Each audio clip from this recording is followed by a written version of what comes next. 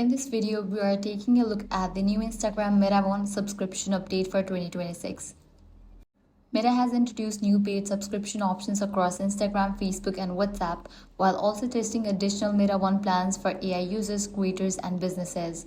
For Instagram users, the new Instagram Plus subscription costs $3.99 per month in the US and adds extra features that are not available on the standard free version. To access it, navigate to Settings and Activity page, click on Meta One. Meta One is also being used as the broader home for additional subscription plans.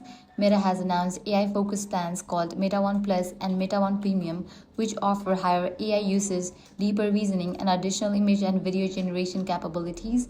Meta is also testing professional plans for creators and businesses with features such as enhanced analytics, visibility tools, scheduling, and content management features.